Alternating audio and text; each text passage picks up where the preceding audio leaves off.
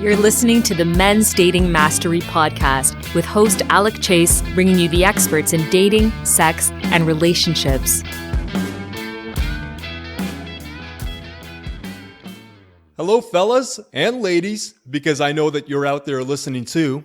Welcome to episode 15 of the MDM Podcast. I have an amazing episode for you today. I have played this back to myself several times already, and wow. Every time I listen, I extract new and powerful insights. Not only is there a ton of value in this episode, but I also have some free giveaways for you, so keep listening. My guest today is someone who I have a great deal of respect for. His name is Frank Kermit, and he's a dating and relationship expert. Frank is a veteran of the seduction community, a certified trauma counselor, a certified hypnotherapist, an author of numerous books and products, a regular presence in the media, and the coach of coaches.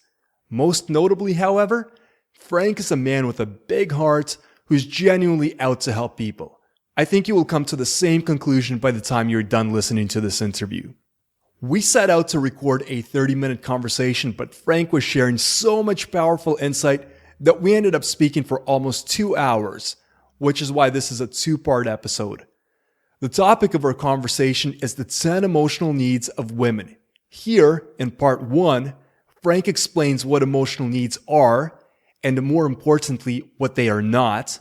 He talks about the mother-lover theory, which underpins how a woman responds to a man's behavior in the context of each of her emotional needs. And we cover the first 5 of the 10 emotional needs of women. The remaining 5 are covered in part 2. These needs are highly interrelated, so I encourage you to listen to these 2 parts in sequence so that you can make sense of everything. Now, I told you that I had some free stuff for you, and that Frank is a man with a truly big heart. Well, Frank is giving away 3 free products that you can get just for listening to this podcast. Now, these are not some superficial products used as a form of online marketing. These are serious, in-depth materials that represent over $270 in value. For this reason, they will be available for free only until September 16th of 2015. After that, you will only be able to get them by buying them, like everybody else. So I suggest that you grab them now while they are still free. The first of these products is a 3-set audio program called The Art of Charisma, From Creepy to Charisma. Since my last guest, Patty Contenta, spoke at length about charisma and referenced Frank's work on the subject, you can head over to the show notes for episode 14 called Using Body Language to Create Attraction. In those show notes, you will find a link under the title Free Giveaway, which will guide you to the download page. The link for those show notes is mensdatingmastery.com/podcast-Patty Contenta. The second product is an ebook called The Emotional Needs of Women, which is what this episode is based on. Coincidentally, the introduction to this book was written by Patty Contenta as well. To get the book, go to the show notes for this episode at mensdatingmastery.com/Frank Kermit 1. That is the number 1, not the word. And click under the same title, Free Giveaway, which will lead you to the download page for Frank's ebook. If you can't remember both those URLs, then just head over to mensdatingmastery.com and browse through the podcast page. It's pretty easy to find. For the third product, well, you will have to tune into part 2 of this interview to find out what it is and where to find it. Actually, there's even a 4th product which you can get for free by subscribing to Frank's newsletter at franktalks.com/newsletter. This is a book with a collection of Frank's best articles on the topics of love, sex, dating, and relationships. Frank is giving away these products just for you tuning in to listen to the show with the hope that you will keep coming back. No strings attached. But like I said, the links I mentioned will remain active until September 16th, 2015, at which point I will take them down. So take advantage while you can. On a separate note, As this episode is going live, Frank is heading into surgery. So on behalf of myself and on behalf of Men's Dating Mastery, I would like to wish Frank good health and a speedy recovery. We need you strong and healthy, Frank, so that you can continue to share your wisdom with the people who need it most. That's enough talking from me. Now let's bring in Frank Kermit. Hey Frank, welcome to the show. Thank you for being with me. Thank you for having me. It's great to be here. So I have to tell you that out of all the guests that I've had on this show, you must have the longest resume I've seen to date. I was sitting down, I was jotting down some notes in preparation for a conversation, and I filled out a full page and I still wasn't done. So can you kick it off by just introducing yourself and what you do, and specifically tell the audience about your involvement over the years in the sphere of seduction, dating, relationships, as well as some of the formal qualifications that you have, because you've got more than a few. All right. Well, it started off when I graduated high school and I was stood up at my prom. Sometime after that, I lost my ex-fiancée to one of my best friends. Sometime after that, I hung out with a girl for about 2 years who always insisted that we could never date because we were too different, of a different race, religion, and culture. And then one day she surprises me by telling me she's getting married to a guy who was just like me, a different race, religion, and culture. And that was what I call my strike three. Those were the three traumatic experiences of my life that shattered my self-worth, self-identity. And that night is when I decided that either I was going to figure out dating, relationship, seduction, whatever you want to call it, or I was going to kill myself. And at that point, I just started seeking out people who I knew, friends of mine that were always really good with women, and just asking, look, can I hang out with you? Can I just talk to you? Can I just figure this out? Because there had to be an answer.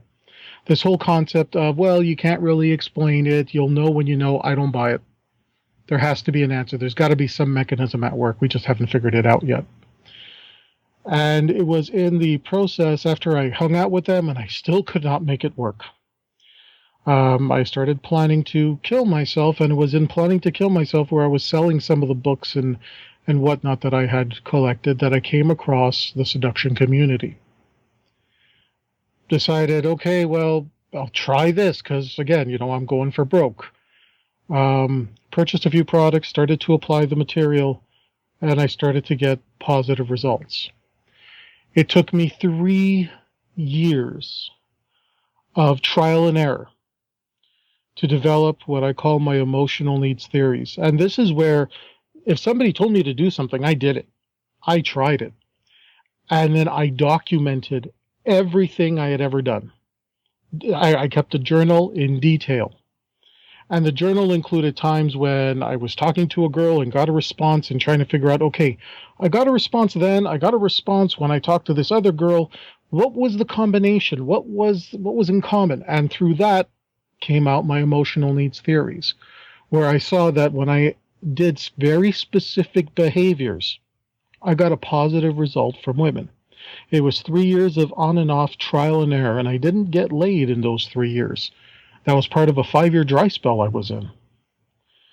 And finally, it happened, was with a girl, very passionate, had sex for the first time in 5 years.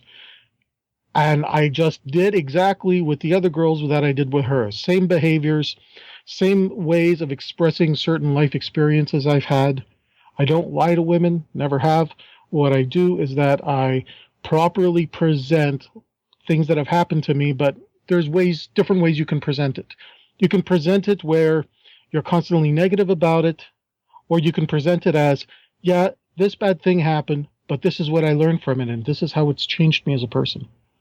After that first sexual encounter, within about 5 months, I ended up with 5 lovers and girlfriends at the same time, just working a weekly rotation.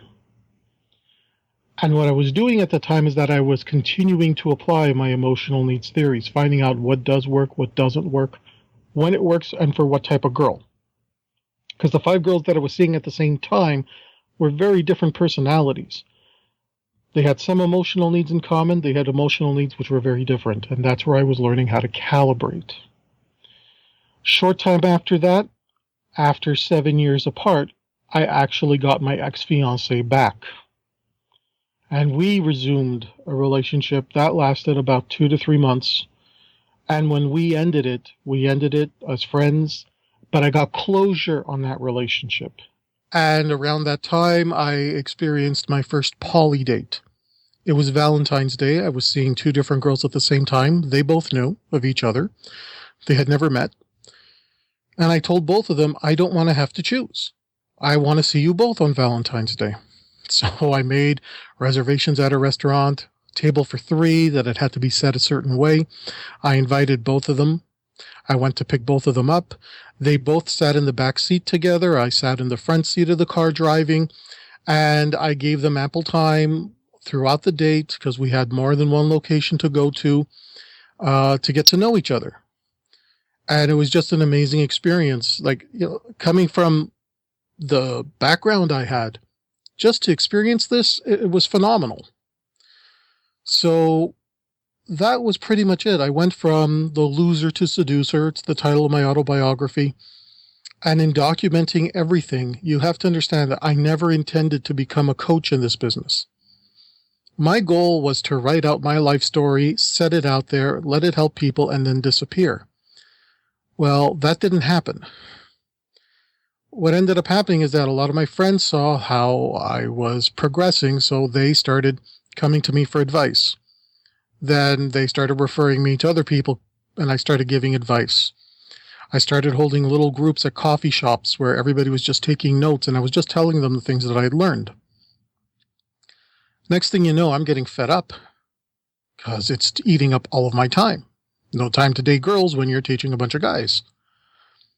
One guy says to me one day, Frank, are you ever going to write a book? And I thought, yeah, you know what? I think I'm just going to write a book, and that'll be it. And once I write my book, no one will come to me for questions anymore. The opposite happened. Wrote the book, people bought the book, and they had even more questions. Advanced level questions. How do I apply it in real life? How do I apply it in real time? For each question that came up, new product, new book, audio lecture, you name it, put it out there thinking, okay, I've answered your questions now, you'll leave me alone. That didn't happen. And more people just kept coming to me, asking for advice, finally started to charge for my time. And at this point, I'm making a full-time living as a coach doing this. Where I am today, I do a lot of media, a lot of live AM radio. I do a lot of internet interviews such as this, some television appearances where I've appeared as an expert in dating and relationships. I've gone back to school. I got a certificate in trauma counseling just because I find a lot of the clients I have, men and women, couples, singles, adult-aged virgins, all have some kind of traumatic incident in their background. And as a coach, I can be open about my past. I don't keep a professional distance. I get to know them as I would get to know a new friend. And I share my personal stories with them through the coaching process while I'm teaching them about the emotional needs of men and women.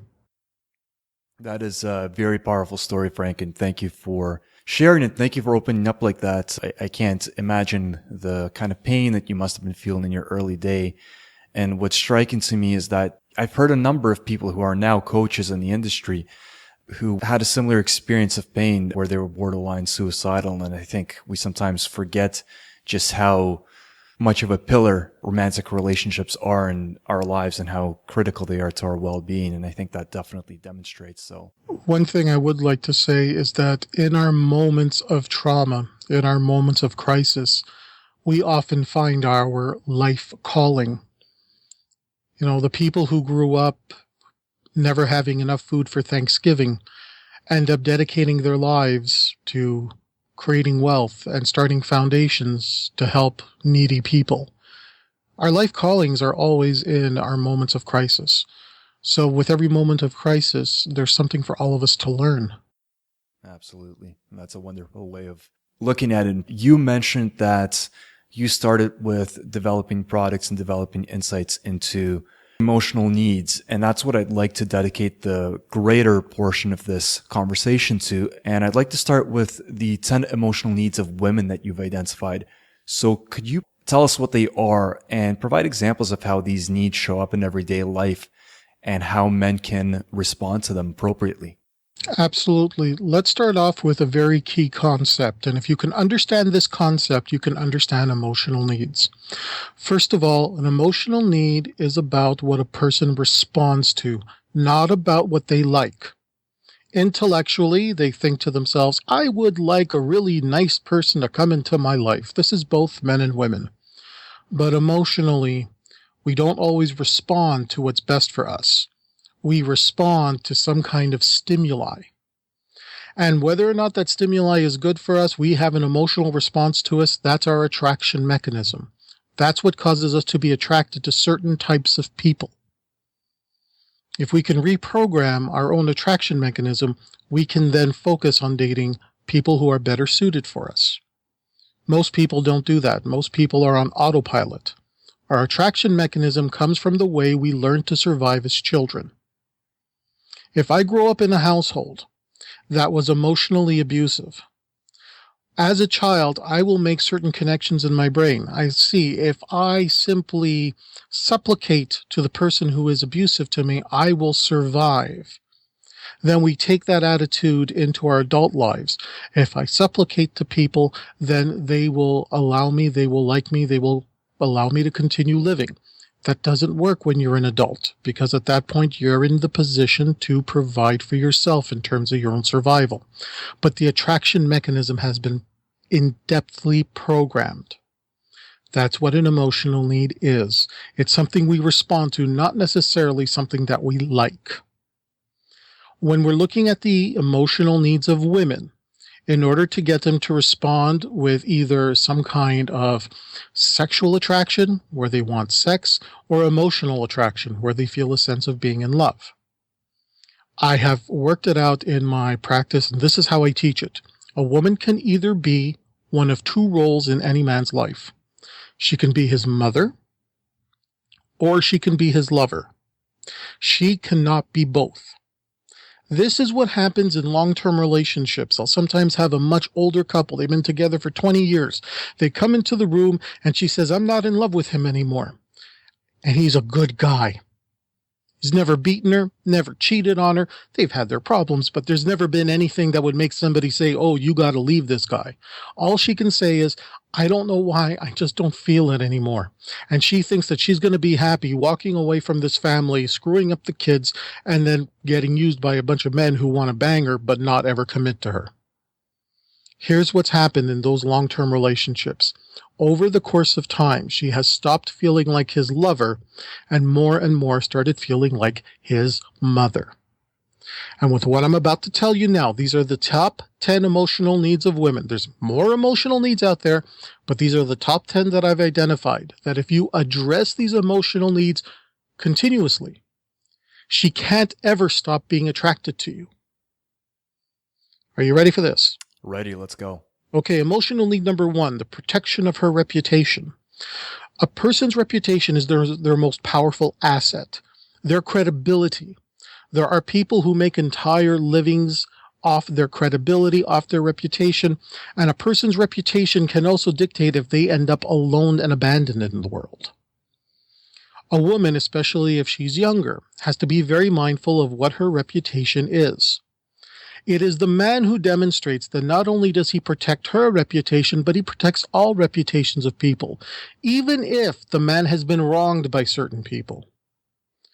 If a guy starts telling this girl, this new girl that he's met, oh yeah, well, you know, I've had sex with that girl and I've had sex with that girl, her first thought is, so if I have sex with you, you'll be telling everybody about it.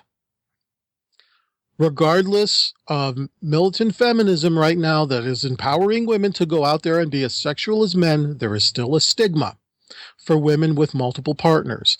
There was a survey done by Ask Men, and it shows that the more sexual partners a woman has, the less percentage of the male population that is interested in being in a serious relationship with her.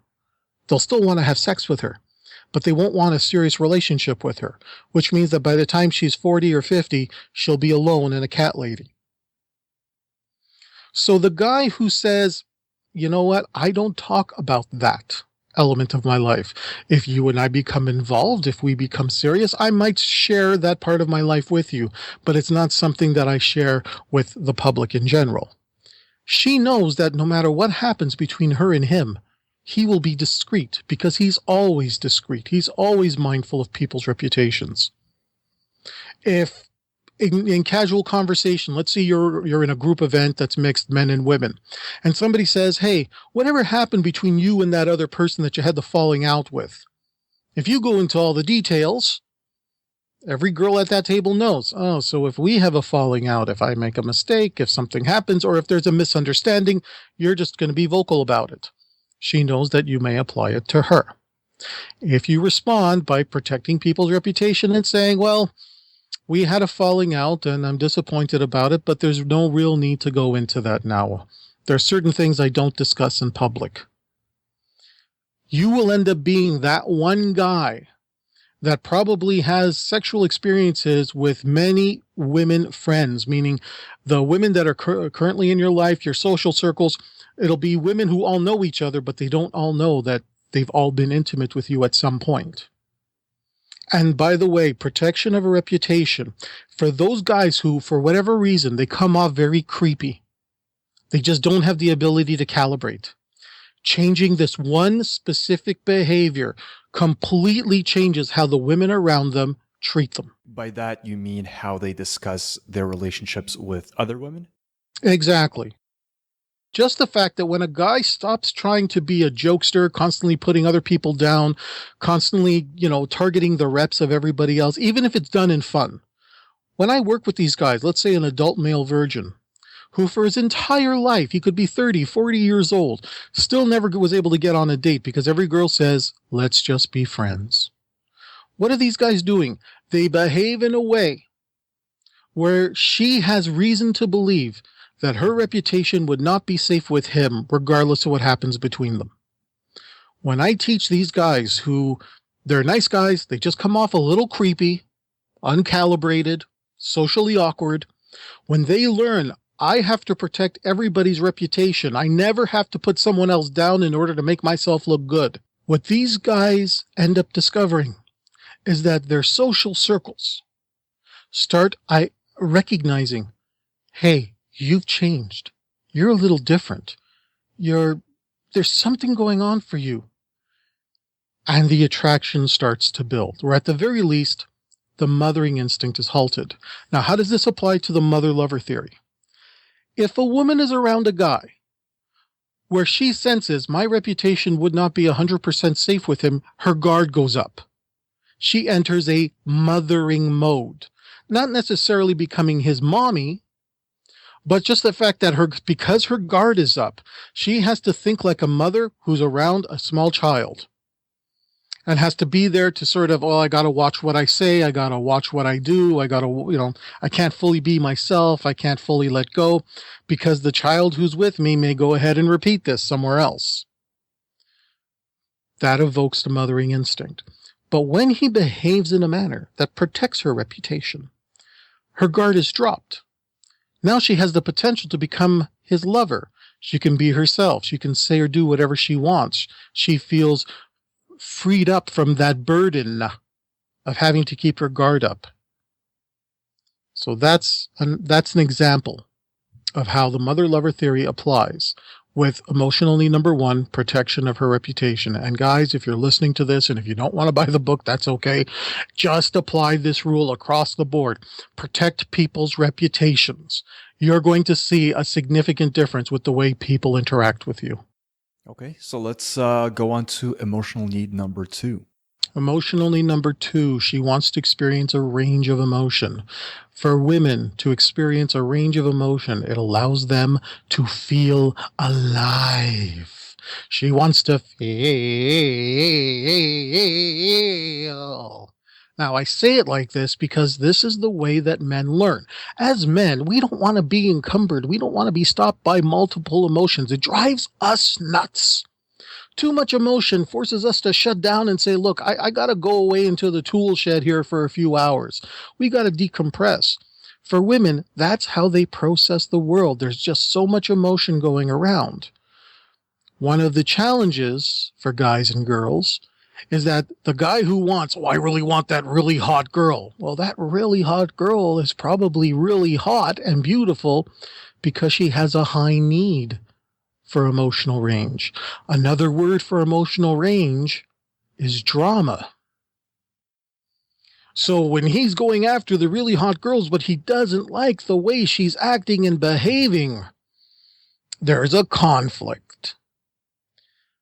The way you will manage any relationship is to figure out just how much emotional range you can handle and seek out a woman who gives you that level of emotional range or lower.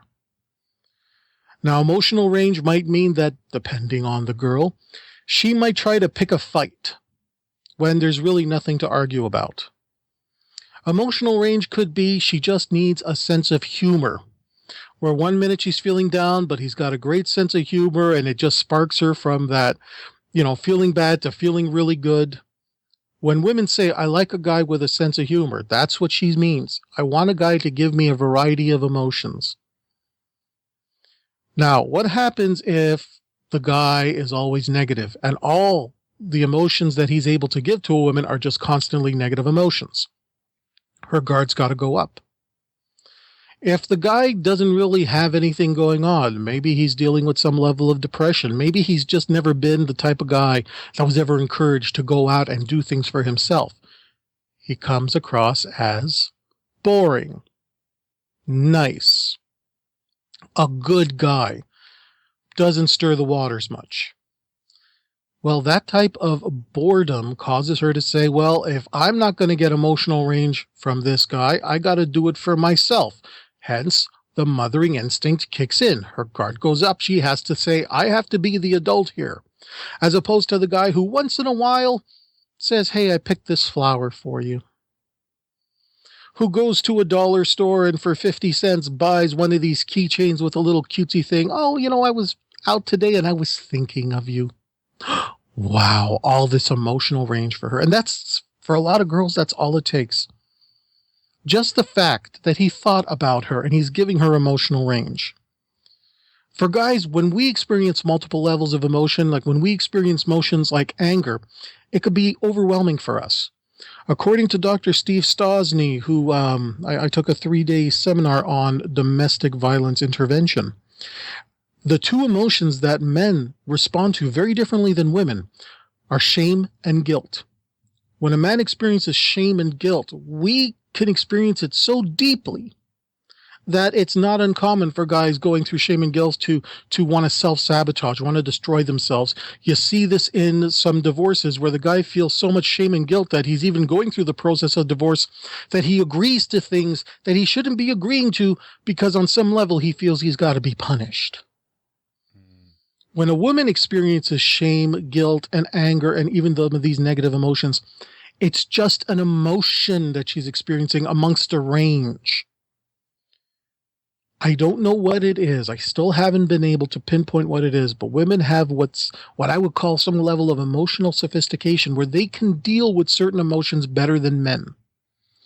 And that's why they need these multiple levels of emotion to feel alive. If he's not doing things that's giving her a little bit of drama, a little bit of emotional range, if he's not doing it and leading the relationship by offering little things like that, could be something, something as simple as, honey, get dressed, I'm taking you out, we're going to go someplace for dessert. Something that simple. Okay, and something you're going to do in a relationship anyway. If he doesn't do those things, she has to do it for herself. Mothering instinct gets kicked in. If he's doing all these things, mothering instinct is halted. The potential for her to become a lover is there. So what I find interesting is you're not just talking about making her feel emotions. You're talking about a range of emotions. A range of emotion, yeah. And so the examples that you provided are examples of positive emotions. How would negative emotions factor into this? Is that something that should be avoided, or is that something that you might actually want to create to a certain extent in order to provide that range? After so many years of practice, my answer is it depends on the girl. Depends what she can handle. Ways to bring in some negative emotions could be a really sad documentary that evokes her sympathies, that makes her cry. Could be a scary movie. Get the blood jumping, the excitement, the fear. Again, sense of humor is very important here because depending on the humor, the crude jokes, sometimes just being able to say what's on your mind, even if you know it's going to upset her, gives her some of those range of emotion. But saying what's on your mind, especially when she's doing something and you say, look, I don't feel comfortable with this. I really don't. For example, and this is what I use for couples who are in monogamous relationships. And there's certain behaviors that you got to commit to if you want to maintain the monogamy of your relationship. Great example here. A girl says, hey, look, I've been with you. We've been dating for 6 months. Everything is good. My girlfriend just broke up with her boyfriend. She wants to go out on a night on the town, and I'm going to go with her. She's going out to pick up guys. And you're saying, yeah, look, we're supposed to be in a monogamous relationship. We agreed to commit to one another. Well, why can't your girlfriend go out with other girls who are single? Because she's going out to pick up with guys. And look, if you're a guy, you know what's going to happen. The guy's going to bring in his friends, and there's going to try to wing him, wingman thing there. And it's just not a place to be putting yourself. What do a lot of guys do? I don't want to say anything. I don't want her to think that I'm telling her what to do. I don't want her to think that I'm trying to control her. I don't want her to think I'm insecure. Bottom line is, it's driving you nuts. And in your mind, you're thinking, if we had just started seeing each other, or if we had discussed an open relationship, yeah, that's fine. But we made the point of making a commitment, and I'm not comfortable with this. Say it. And say it in that manner. Not in the sense that you're accusing her, but you're saying, this is not behavior that I agree to. And it's really crossing a boundary for me. Sometimes just standing your ground is enough to give her some of that emotional range too. So what kind of negative emotions? You want to bring up some negative emotions, but it has to be in context. Going out of your way to insult her, to be mean, to be hurtful. Are there women who respond to that? Yes. Why? Because they grew up in environments where taking that kind of abuse equaled survival when they were children, and they're carrying that now. We've talked about this. I would never advocate that.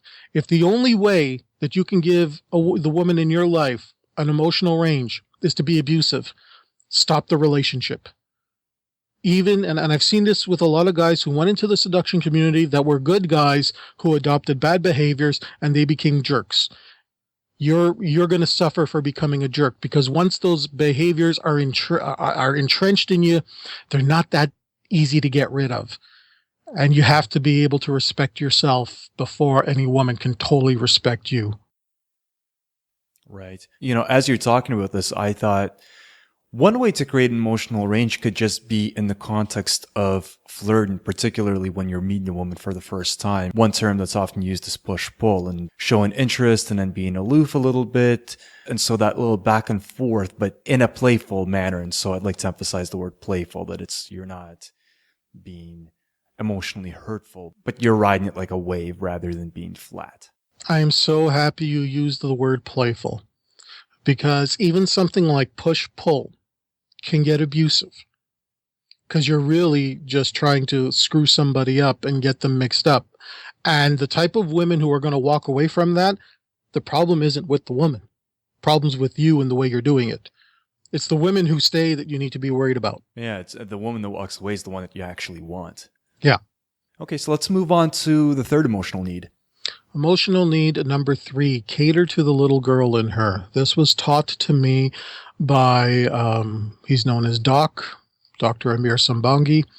And what he does is that he literally will do something with the girl that will make her feel like she's a kid again. And it could be anything from getting her to describe her favorite flavored lollipop, to remembering something that she did as a kid, going to the circus, or actually doing things with her now that she would have done as a child. Take her out for an ice cream cone. I remember one girl that I was dating, and I took her out and was a dessert cafe. And I just, for no reason at all, I told her, I'm going to feed you. And she looked at me like I was crazy. And she says, no, you're not. And I said, yes, I am. So what I did is that I took a forkful of her cake or whatever it was that she had, her pastry, and I fed her. And she's eating it and she's feeling ridiculous. And she's saying, I don't know what it is you're trying to do here. And I said, I'm not trying to do anything. I want you to have a good time. And I continued doing it. And by the third spoonful, she was smiling. She was giggling. She was actually acting like a child. Now, how does this relate to mother-lover theory? Well, if she feels safe enough to let the child inside come out a bit and play and explore, she's not being the adult in the moment. She's not being the mother. Now, with this emotional need, you have to remember one very clear rule. You never try to get sexual with her when she's in child mode. The only girls who will get sexual with you when she's in child mode, probably, again, we would look at her past history. This is probably a girl that grew up in an environment where she may have been sexually abused. This is a red flag that you have to be on the lookout for. So you'll do something with her, make her feel like a kid, and then you'll stop that action. You'll stop feeding them. You'll stop, reading them nursery rhymes or whatever the thing is. And then maybe you'll try to get them back into adult mode, like asking them, well, listen, what time did you want to wake up tomorrow morning? Because do you have to go to work? You have to go to school? Bring them back into adult mode. You can get them into a tickle fight, get them into adult mode. And from that point on, I always tell guys, wait 20 minutes from the time you've really addressed emotional need number 3. Because here's what happens. And a lot of guys will come to me and say, I can't believe this happened. This has happened to me as well. If you are addressing emotional need number 3, cater to the little girl, and she's in that little girl mode, and that's when you give her a hug. And of course, being a guy, you're saying, hey, this is a hug, and you start to move your hands to her private parts. You reach in to give her a kiss. You try to get sexual with her. She might have a really bad reaction like, oh my God, and like just, step away from you. She won't even know why. And later in the date, she might say, I don't know why. It's just in that moment, I didn't want to, but I really do like you. And she's spending the rest of the night saying, look, but I really like you. And I don't know why I did that. I really like you, but I don't know why I did that. I'm telling you why she's doing that. Because when she's in that little girl mode, getting sexual with her makes her feel unsafe. That is fascinating. So you're saying that she actually, in more ways than just on a purely superficial, playful level, she's really going into that psychological state of where she is really just like a little girl. And so that translates into how she might respond to your advances. Exactly. Wow. There's something called age regression. This is when adults start behaving as if they're children all the time. This is one of the symptoms of being with someone who is emotionally abusive, sometimes physically abusive. An abuser will keep someone so childlike because it's easier to manipulate them. So you have to address this emotional need, but you have to be mindful. And ethical, it sounds like. Absolutely. I have a 3 CD set called How to Be the Ethical Seducer, because just the premise for some guys is, I want to go out there and get laid. Well, you know what? If all you want to do is get laid, just go to prostitutes. Okay? Get yourself a sugar baby. If that's all you want, and you just want to get laid, and you don't actually want to form some connections with women, there are models out there that are set up for you to just get your sex. Don't get involved in women's emotional realities if all you want to do is get laid, because there's a lot more efficient ways to do it. If you're going to get involved in their emotional realities, I personally recommend that you take on some ethical boundaries with you, just to make sure that you don't end up doing something that you or her will regret. Okay. I am tempted to drill further on that one, but just in the interest of time, let's go on to number 4. Emotional need number 4. I used to use the word dominance to describe what it is that I mean. I have found that a lot of guys have taken the word dominance, and I don't want to say a lot of guys, but a significant enough number will take the word dominance and think, oh, I got to be domineering. No. The word I use now is you must be assertive. Mm-hmm. Okay? And assertive just means that you're a decision maker, that you can make decisions. Now, for any guy who's listening to this, let's say that you were on you're on antidepressant medication. One of the side effects of that is that it might be a bit harder for you to make decisions. And that's going to factor into whether or not women will be attracted to you. The guy who's able to be assertive, to make decisions, to say, hey, this is my boundary, and I don't like my boundary being crossed. The guy who is assertive, mother lover theory again, she does not have to be the adult. She can lower her guard because he's taking charge of things. He's making the phone calls. He's taking care of certain things. Wow, I don't have to mother this guy. I don't have to tell him what to do. I don't have to always hear, I don't know, what do you want to do? Now, if you want to get her opinion, that's fantastic. But at some point, she wants you simply to make a decision and move forward. Making the wrong decision is better than making no decision. So you get together with your girl one night and you say something like, honey, I feel like going out to dinner tonight. Do you have any suggestions? And she says, oh, I don't know. What do you want to do? And you turn around to her and say, I don't know. What do you want to do? You're forcing her to take the mothering role. You're forcing her to put her guard up. And now I got to be the adult and I got to make these decisions. If you say, honey, do you have 2 or 3 different places? She says, well, I'd like to get some fast food maybe because there's a new fast food restaurant that just opened across the street. Oh, but that new movie came out. Maybe we should go grab a movie and then grab a bite to eat afterwards. Or better yet, the weather is changing. I'd like to go up on the local hill and enjoy the lookout from there. If you continue to say, honey, whatever you want to do is fine with me. Whatever you want to do is fine with me. Chances are you're a good guy, a nice guy. You don't stir the waters because you want to make her happy. That's okay. Making her happy is a good thing.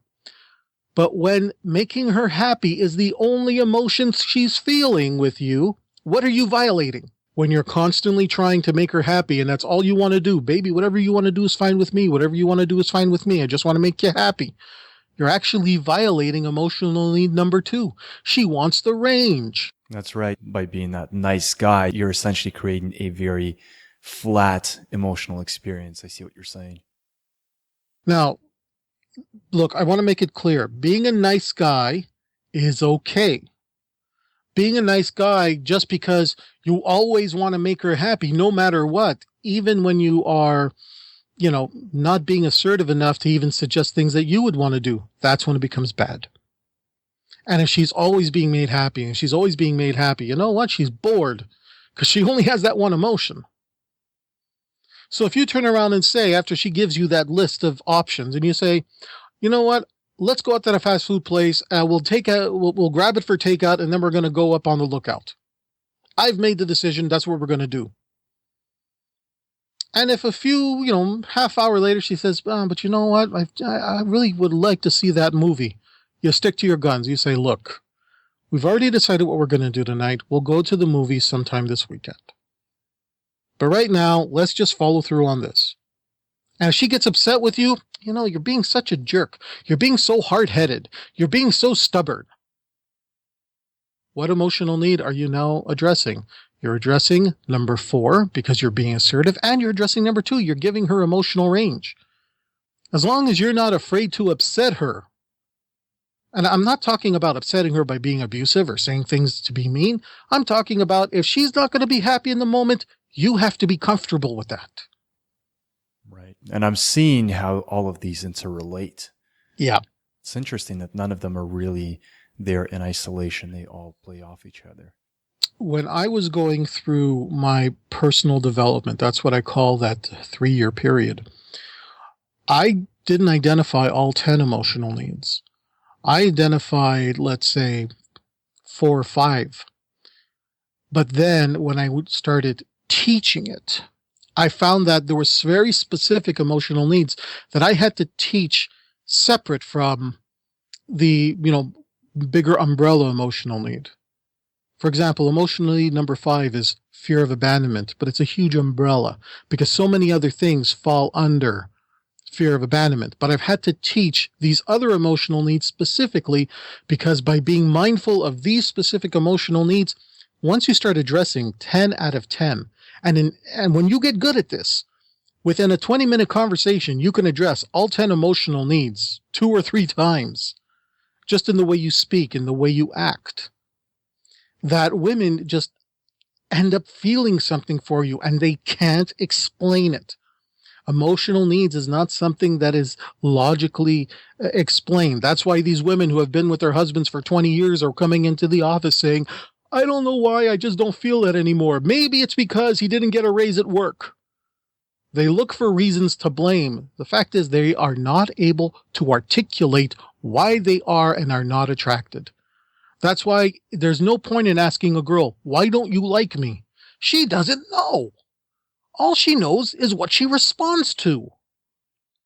That same girl who today does not find you attractive, in about 6 months, when you are addressing emotional needs consistently, you re-enter her life, or you allow her to re-enter your life. And she says, wow, you're different. I have to recategorize you all over again because you're so different. The same girl who said, you know what, I just don't feel it, I think we should be friends, is going to be the same girl who'll be naked in your bed saying, I love you. And she won't know why. She'll say it was just something that happened. Right. Now, getting back to emotionally number 4, being assertive. It's self-explanatory. If you're the one who's assertive, she doesn't have to be. She doesn't have to be the adult. She doesn't have to have her guard up. She doesn't have to be the mommy of the relationship.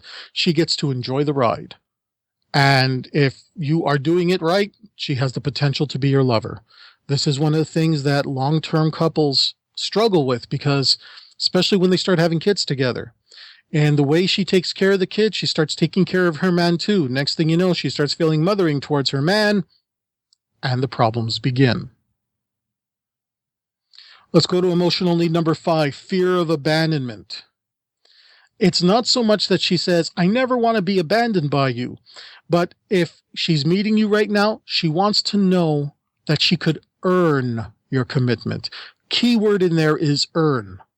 So you don't have to say to the girl, I'll be with you forever, because that's not realistic. And we know that's not realistic. Here's what is realistic. If someone continually earns your loyalty, would you stick around? Of course. That's realistic. And that's what she needs to know. She needs to know what she has to do to continually earn your commitment. And if you know what you want, if you know the lifestyle you want, you can communicate those things to her on a date. So that's interesting because I can imagine 2 very, very different scenarios. So if you are on the lookout for a relationship that makes very intuitive sense, but what if you're not on the lookout for a relationship, or maybe you are, but not a traditional type? Maybe you're looking to date her, but to also date other women. How can you apply exactly what you just said in that kind of context and still address that same emotional need? Okay, if you're looking for, let's say, to establish an open relationship. Either an open relationship or maybe something short-term, basically anything other than a long-term committed monogamous relationship. Okay. You can still not abandon someone even if you're no longer dating them. As long as someone is good to me and respectful to me, I will always protect their reputation. I will always hold them in high regard. Just, and this is something that I pride myself on personally because the majority of my ex-lovers and girlfriends I'm on good terms with. We're friends on Facebook. Some of my ex-lovers and girlfriends have actually become coaching clients, and I'm helping them connect with new partners going forward in the future. And why do I still maintain that level of connection with them? Because if I like them enough to have sex with them, and if I like them enough to date them, it's because they're genuinely good people. Okay, it didn't work out between us. Maybe somebody made a mistake, maybe they did something they shouldn't have done, and I said, I'm sorry, that crosses my boundaries and I can't see you anymore. But do I go around saying, she's a this and she's a that? No. I can still honor her as a person. I don't have to call her the B word or the S word or whatever it is. I can still treat her like a human being and say, it just didn't work out between us. As long as people are respectful to me, I will be respectful to them. Loyalty is something that once earned is not something you take away. And if a person makes a mistake, you have to say, was the person malicious or did they make a goof? So when I'm talking to girls and I'm saying, what it is I want long term, even if what I want long term and what she wants long term is very different. I want to buy a house in the country. She wants to live in the downtown core. There's an incompatibility there. It ain't ever going to be resolved. There's no future for us. But we can still date. We can still explore the connection we have. We can still see what kind of chemistry we have for as long as it takes. And as long as you're good to me, I will be good to you. And if I meet somebody who's better suited for me, you'll know that I'm not leaving you just because. I would leave you if I meet somebody who's able to give me more of the things that I want for my future. It's predictable. And that power of predictability is where you have the power to say, I can address this emotional need. She knows what's going to happen. She's not being abandoned on the street where you're going to just hate her for the rest of your life. She knows that, the same way that she has the ability and the freedom to find a partner better suited to her, you do as well. Right. So my way of interpreting this is essentially as trust. If she can trust that if and when your relationship with her ends, she can still trust that you'll take care of her either by protecting her reputation or remaining a friend or just taking her into consideration. And that's actually essentially emotional need number 6, right? Well, guys, that concludes part 1 of my interview with Frank Kermit. Tune in to part 2 in which Frank addresses the remaining 5 emotional needs of women and shares his story about how he was able to have multiple open relationships before he got married. Also in part 2, I will give you the information about how you can get Frank's 3rd product giveaway. Just as a small tip, it is a 5-set audio program, but you will have to listen to find out what it's about and where to get it. As a reminder, to get your free copy of Frank's 3-set audio program called The Art of Charisma, From Creepy to Charisma, head on over to the show notes for episode 14 called Using Body Language to Create Attraction with Patty Contenta, and find the link under the title Free Giveaway. For Frank's ebook, The Emotional Needs of Women, you can head on over to the show notes for this episode and find the link under the same title, Free Giveaway. If you do not remember the direct links to these pages, which I mentioned at the beginning of this episode, then just go to the podcast page at mensdatingmastery.com and browse through the list to find them. It's pretty easy. Finally, to get a free copy of Frank's book with a collection of his best articles, go to franktalks.com/newsletter and sign up. That's it for this week's episode. Thanks for listening, and until next time.